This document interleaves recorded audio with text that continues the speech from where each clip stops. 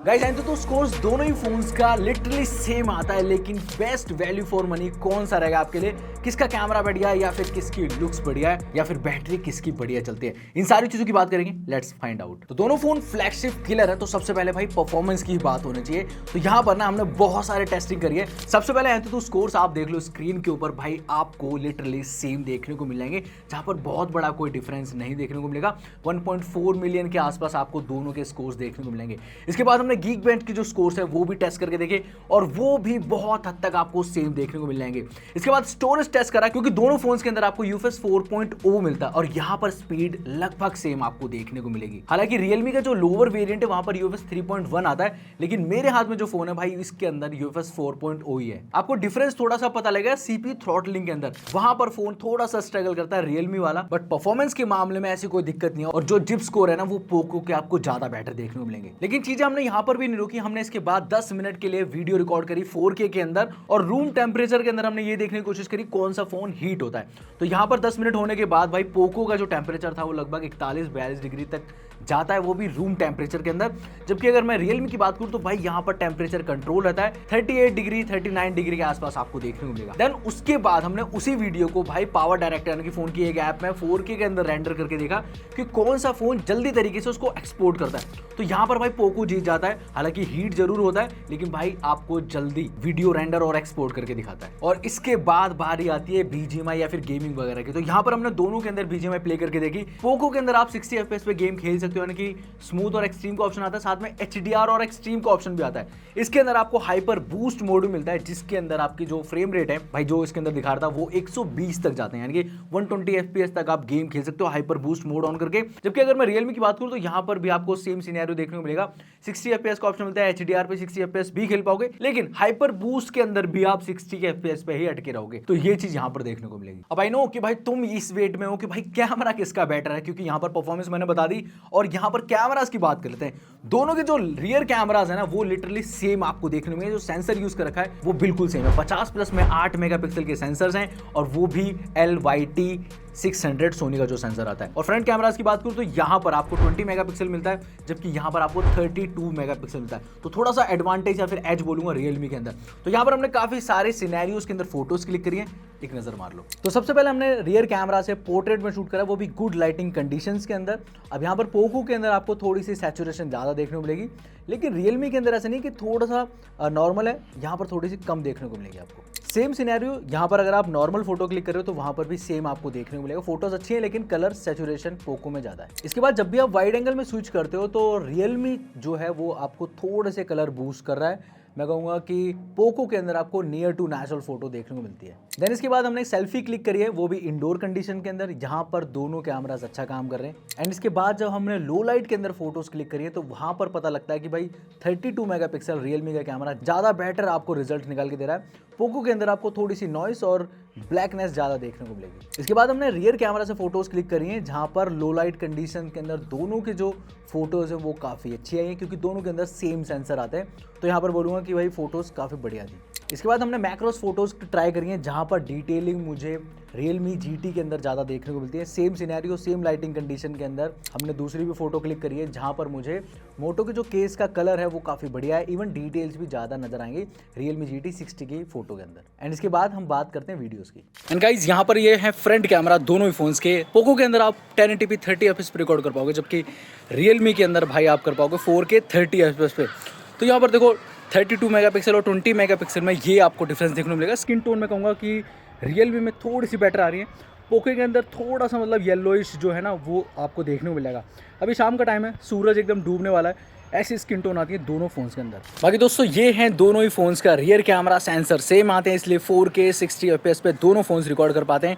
Stable भी हैं videos. आप बताओ भाई किसकी वीडियो ज़्यादा बेटर लग रही है?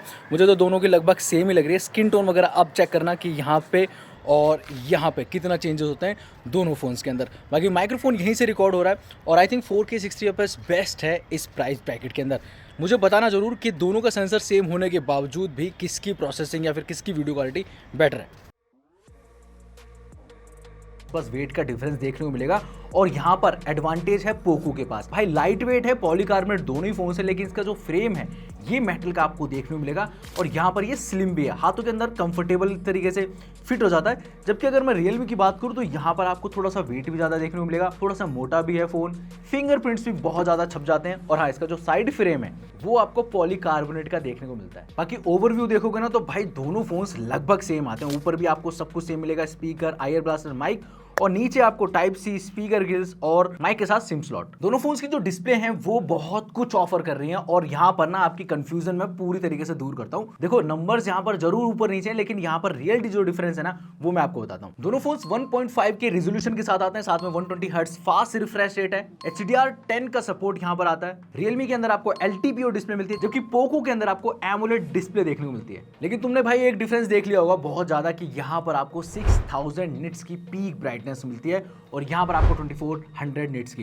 तो यहाँ पर देखो कैच क्या है मैं बताता हूँ, जब आप इंडोर में यूज कर रहे हो ना HDR यूट्यूब कंटेंट चला रहे हो तो भाई लिटरली बता रहा हूँ आपको पोको की जो ब्राइटनेस है वो ज्यादा बढ़िया देखने को मिलेगी, चाहे आपने फुल कर रखी हो। और यहाँ पर भाई स्ट्रगल करता है, मतलब इसके सामने वैसे तो अच्छी है ब्राइटनेस, लेकिन अगर दोनों कंपटीशन देखोगे तो ये कहीं ना कहीं इससे थोड़ा सा फीका फीका नजर आएगा, मतलब ब्राइटनेस कम लगेगी। लेकिन इसका उल्टा अगर आप आउटडोर में जाते हो जहां पर आपको निट्स मिलती है 6000, तो भाई रियल डिफरेंस आपको पता लगेगा, इसकी ब्राइटनेस बहुत ज़्यादा है। तो ये थोड़ा सा डिफरेंस है भाई। HDR कंटेंट के अंदर भाई इनकी ब्राइटनेस अलग है और आउटडोर में जब जाओगे तो अलग ब्राइटनेस पे ये रन करते हैं। बाकी बेजल्स की बात कर लेते हैं और यहाँ पर पोको के अंदर भाई आपको फ्लैट डिस्प्ले देखने को मिलती है, जो कि गेमिंग के लिए परफेक्ट होती है, जहाँ पर आपके जो अनवांटेड टचेस होते हैं भाई वो नहीं लगते, फ्लैट स्क्रीन रहती है और मतलब टेम्पर जो ग्लास है ना वो इजीली मिल जाता है। लेकिन अगर आप रियलमी की बात करो भाई कर्व डिस्प्ले आती है, थोड़ा स्टाइलिश सा लगता है, गेमिंग के अंदर उतना परफेक्ट नहीं, लेकिन कंटेंट वॉचिंग के लिए बहुत मजा आता है, मतलब बढ़िया लगती है डिस्प्ले। और जो बेजल्स हैं वो थोड़े से छोटे नजर आते हैं इसके अंदर, हालांकि ऐसा नहीं है कि पोको के अंदर बड़े, लेकिन पोको के अंदर भी बहुत छोटे छोटे जो बेजल्स हैं वो देखने को मिलेंगे आपको। दोनों फोन्स एंड्रॉइड 14 पे रन करते हैं। पोको के अंदर आपको हाइपर ओएस मिलता है, जहां पर आपको 3 साल के मेजर अपडेट और 4 साल के सिक्योरिटी अपडेट्स देखने को मिलेंगे। और यहां पर ना ये चीज अच्छी लगी कि रियलमी के अंदर भी सेम सिनेरियो आपको देखने को मिलेगा। रियलमी UI 5.0 पर आता है, एंड्रॉइड 14 है और यहां पर भी आपको 3 साल मेजर अपडेट, 4 साल के सिक्योरिटी अपडेट देखने को मिलेंगे। लेकिन यहाँ पर डिफरेंस पता है क्या है, पोको के अंदर आपको ब्लोटवेयर्स देखने को मिलेंगे, अनवांटेड जो ऐप्स हैं वो देखने को मिलेंगे, जिन्हें आप इंस्टॉल तो कर सकते हो लेकिन फिर भी यहाँ पर आते हैं तो नोटिफिकेशन वगैरह भी यहाँ लगती है। रियलमी के अंदर भी आती है नोटिफिकेशन वगैरह, लेकिन इतनी ऐप्स नहीं है जितनी पोको के अंदर आपको देखने को मिलेंगी। और दोनों फोन्स का UI का फायदा यही रहता है कि यहाँ पर आप ड्यूल ऐप्स, लॉक, हाइड या फिर कॉल रिकॉर्डिंग जैसे जो फीचर है वो यूज कर सकते हो। इसके अलावा ऑलवेज ऑन डिस्प्ले के फीचर दोनों ही फोन्स के अंदर है, लेकिन ज्यादा जो कस्टमाइजेशन है वो रियलमी में आपको देखने को मिलेगी। हालांकि पोको के अंदर भी बहुत सारे ऑप्शंस आपको देखने को मिलेंगे। काफी लोगों को लग सकता है पोको का ऑलवेज ऑन डिस्प्ले का जो कस्टमाइजेशन है बेटर है, लेकिन मुझे थोड़ा सा रियलमी का प्रीफर्ड कहूंगा, क्योंकि यहाँ पर चीजें नहीं है जिसकी अपनी फोटोज को भाई आप कैनवस के तौर पर डिस्प्ले पे लगा सकते हो, इमोजीज लगा सकते हो उनके भाई, और स्नैपचैट में जाके कुछ और इमोजीज बना सकते हो तरह तरह के, वो यहाँ लगा सकते हो। तो ये थोड़ा सा बेटर लगा मुझे। इवन जब आप गेमिंग कर रहे हो या फिर टाइपिंग कर रहे हो तो भाई हैप्टिक्स बहुत मैटर करते हैं। मुझे एक्सपेक्टेशन थी कि पोको के अंदर भाई बेटर मिलेंगे, लेकिन नहीं, यहाँ से बेटर आपको रियलमी के अंदर देखने को मिलेंगे। जहां पर आप गेमिंग कर रहे हो या फिर कुछ भी टाइपिंग कर रहे हो तो भाई वहां पर आप मोटर की जो पावर है उसको बढ़ा सकते हो, आपको ज्यादा बेटर हैप्टिक्स मिलेंगे। मल्टीमीडिया की जब मैं बात कर रहा था तो मैंने स्पीकर को छोड़ दिया था, लेकिन यहाँ पर मैं बता देता हूँ दोनों के अंदर आपको स्टीरियो स्पीकर्स मिलते हैं। अगर आप लाउडनेस सुनना चाहते हो तो भाई पोको के अंदर बहुत ज्यादा बढ़िया ऑडियो आती है, मतलब लाउडनेस काफी अच्छी है, इवन जो क्लैरिटी है वो भी अच्छी है। लेकिन अगर आप रियलमी के ऑडियो की बात करोगे तो देखो इससे थोड़ा सा कम है ऑडियो, लेकिन यहाँ पर थोड़ा सा बेस वाला जो ऑडियो ना वो सुना जाता है। तो आप अपने हिसाब से भाई चूज कर सकते हो। मैंने बता दिया लाउडनेस चाहिए तो ये पोको, और आपको थोड़ा सा बेस या फिर 3D जैसा साउंड चाहिए तो रियलमी के अंदर। गाइस जैसे ब्राइटनेस के अंदर एक नंबर था ना कि भाई इसकी ब्राइटनेस की जो निट्स है वो ज्यादा है लेकिन इसकी कम है, तो क्या डिफरेंसेस है, ऐसी बैटरी के अंदर भी आपको डिफरेंसेस देखने को मिलेंगे। यहाँ पर आपको 5500 mAh की बैटरी मिलती है, साथ में 120 वॉट का फास्ट चार्जर बॉक्स के अंदर और सपोर्ट भी करता है। लेकिन यहाँ पर आपको मिलती है 5000 mAh की बैटरी, साथ में 120 वॉट का फास्ट चार्जर बॉक्स में, और ये सपोर्ट करता है 90 वॉट की वायर्ड चार्जिंग को। लेकिन यहाँ पर ना देखो दोनों चीजें बहुत अलग अलग लगी मुझे। देखो ये फोन बहुत जल्दी चार्ज हो जाता है, लगभग 35 मिनट के अंदर ये फुल चार्ज हो जाता है, और कोई भी हीटिंग जैसा इशू इतना नहीं था, हल्का फुल्का वार्म तो हो रहा था। लेकिन भाई इस फोन ने, पोको ने भाई परेशान कर दिया मुझे, क्योंकि इस फोन को लगभग मेरे को 2 घंटे चार्ज करना पड़ा। मैं दूसरी या तीसरी बार से चार्ज कर रहा हूँ, 2 घंटे में ये भाई 0 to 100 हुआ। उस टाइम में बताता हूँ, मैं 1-2 ऐप्स यूज कर रहा था, जैसे एंथुसियास्ट स्कोर्स यूज कर रहा था मैं चेक करने के लिए, या फिर गीक बेंच के स्कोर्स चेक कर रहा था। लेकिन फिर भी उसे हटाने के बाद भी भाई फोन ने काफी टाइम लिया।